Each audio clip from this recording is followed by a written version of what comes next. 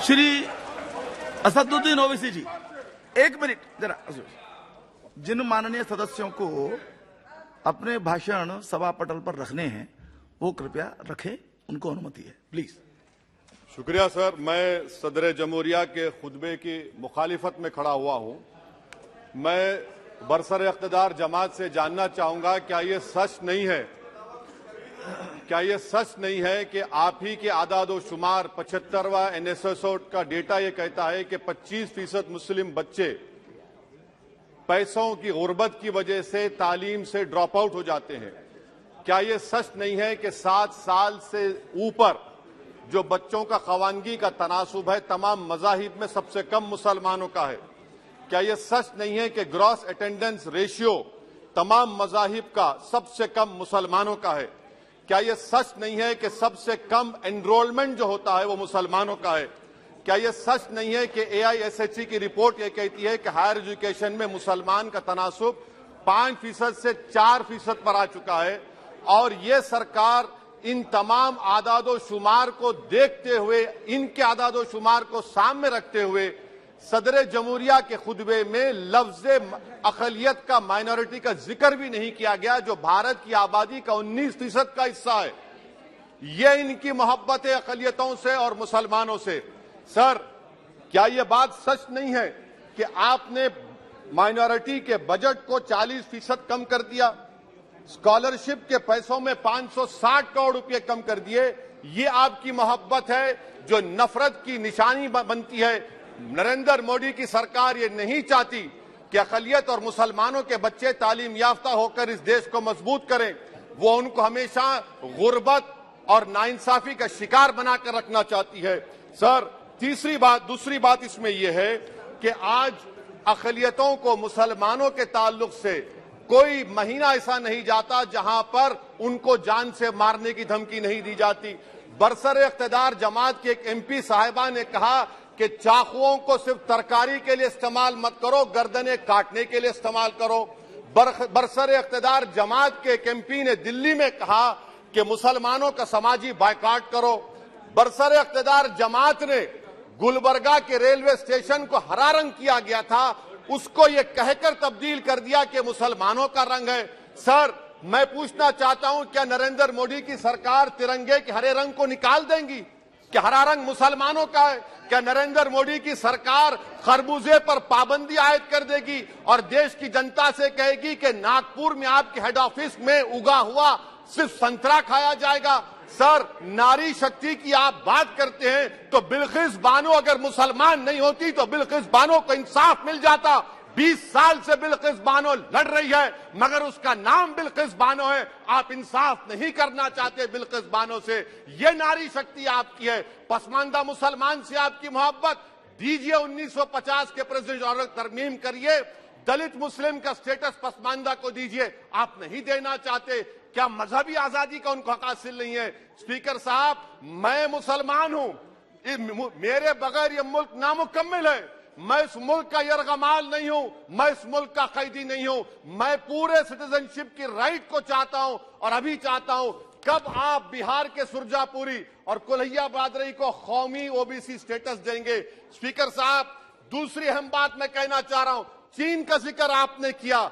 क्या प्रधानमंत्री अपनी जबान को जुम्बिश देंगे और चीन का नाम लेंगे? क्या आप चीन को डेमचौक और डेमसांग से उखाड़ कर फेंकेंगे? DGP कॉन्फ्रेंस में चेयरमैन साहब कहा गया कि 65 पेट्रोलिंग पॉइंट में से 26 पेट्रोलिंग पॉइंट पर भारत की फौज पेट्रोलिंग नहीं कर सकती है। चीन से आप डरते हैं। अरे, डिसएंगेजमेंट हुआ तो डी-एस्केलेशन कब होगा, डी इंडक्शन कब होगा? चीन से आप डरते हैं। 3 साल से चेयरमैन साहब 50,000 भारत की फौज हजारों फीट चोटियों पर बर्फ में खड़ी हुई है। देश के प्रधानमंत्री को क्या भारत की आवाम पर भरोसा नहीं है? भारत की फौज पर भरोसा नहीं है? अरे, चीन का नाम लीजिए वजीर आजम, डरिए मत चीन से। तीसरी पॉइंट सर, हमारे कानून के मंत्री चले गए। पैराग्राफ 79 और 82 में बेसिक स्ट्रक्चर पर, आईनी ओहदों पर बैठे हुए लोग बेसिक स्ट्रक्चर पर तनकीद करते हैं, लॉ मिनिस्टर कॉलेजियम पर तनकीद करते हैं। इस ऐवान में जब NJSE का बिल आया मैं वाहिद एमपी था, अब याद होगा आपको, जो मैंने कहा था कि भारत के संविधान के खिलाफ होगा बेसिक स्ट्रक्चर के। इंदिरा गांधी से सबक हासिल करना चाहिए। इंदिरा गांधी कहती थी कि जुडिशियरी मेरी पाबंद होना, अब नरेंद्र मोदी कहते हैं कि जुडिशियरी मेरी वफादार होना। इंदिरा गांधी ने 42nd अमेंडमेंट किया, देश की जनता ने इंदिरा गांधी को इख्तियार से बेदखल कर दिया। आप वही इंदिरा गांधी के इराक को ला रहे हैं। आप बताइए स्पीकर साहब, क्या ईसाई मानने वाले व्हाइट टेरर हैं? क्या ईसाई मजहब के लोग व्हाइट टेरर को फरोग देते हैं? आप बताइए। मैं यहां पर जजेस को तहफुज करने के लिए नहीं खड़ा हूं, मैं बेसिक स्ट्रक्चर की हिफाजत में बोल रहा हूं।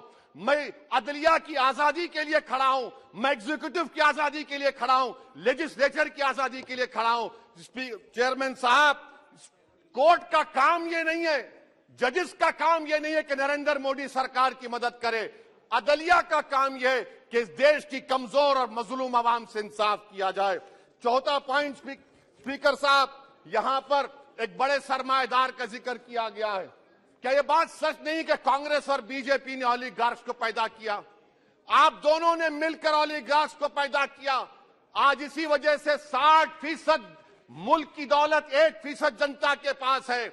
आप दोनों ने बैठकर मलाई खाई और गरीब और नौजवान पिस रहा है। अरे बताओ, ये जो 28 लोगों की लिस्ट है जो देश का पैसा खाकर भाग चुके हैं या बैठे हुए, उसमें कोई मुगलों का नाम है क्या? कोई मुगलों का नाम नहीं है, मगर आप उस पर कुछ नहीं बोलेंगे। संडेसरास कंपनी है, 15,000 करोड़ नाइजीरिया और केनिया की कोर्ट में जाकर कहती है कि हम हिंदू हैं, भारत को आएंगे तो परसिक्यूशन होगा। आपने कोर्ट में कुछ नहीं कहा, वहां पर एसआईटी आपने बनाई। मगर शुक्र है, मैं लाइटर वेन में कह रहा हूं कि हाइडेनबर्ग अगर यहां होता तो यूएपीए लग जाता उस पर। और सर, मैं नरेंद्र मोदी सरकार को मशवरा दे रहा हूं लाइटर वेन में कि ये अंग्रेजी का अल्फाबेट ए बड़ा अशुभ है आपके लिए। AA को आपने कहा कि बेटा फाइटर एयरक्राफ्ट बनाओ, बैंकरप्ट हो गया। अब कैपिटल ए को आपने 17 इंडस्ट्री दे दिए, हम पूरे विश्व में मार्केट कैप हमारा 5वें नंबर पर आ गया। सर, देश के प्रधानमंत्री से बताना चाह रहा हूं कि वजीर दाखिला का नाम भी ए से शुरू होता है। मैं खत्म कर रहा हूं। मैं चेयरमैन साहब, मैं सरकार से पूछना चाह रहा हूं कि क्या जनवरी 2024 और फरवरी में क्या ये सरकार थर्मो न्यूक्लियर ब्लास्ट करने जा रही है? कि आपने हमारे अतराफ में देख लिया कि उसके अवाक़िब और नताइज क्या निकलने वाले हैं? चेयरमैन साहब, मैं आपको बता रहा हूं कि चीन के बारे में क्या हमको बीबीसी की रिपोर्टिंग की जरूरत पड़ेगी, जिस तरह 2002 गुजरात के बारे में कहा गया। स्पीकर साहब, अकलियतों के बारे में, मुसलमानों के बारे में एक शायर ने कहा था, आग से आग बुझाने को कहा जाता है, जख्म पे जख्म खाने को कहा जाता है, हम वफादार है बताने के लिए, हमको अपना सर कटाने के लिए कहा जाता है। सर, देश के प्रधानमंत्री पूरे फॉरेन टूर में जाते हैं, वहां पर गांधी का नाम लेते हैं। मुझे अप्रीहेंशन, खदशा इस बात का है कि इस देश में 2 बाबा कौम हो जाएंगे, एक सावरकर होगा और एक सौतेला बाबा कौम। कहीं आप महात्मा गांधी को ना बना दे तो सर मैं खत्म कर रहा हूं सर। इसीलिए मैं आपके जरिए से हुकूमत से मुतालबा करता हूं कि प्लेसेस ऑफ वर्शिप एक्ट को डिस्टर्ब ना किया जाए, मुसलमानों का अक़लियतों का बजट बढ़ाया जाए, बिल्किस बानो से इंसाफ करिए, चीन से मत डरिए प्रधानमंत्री, चीन को काट पर फेंकिए। शुक्रिया सर। सीमित समय लीजिए प्लीज, क्योंकि रिप्लाई भी होने आपको पता है।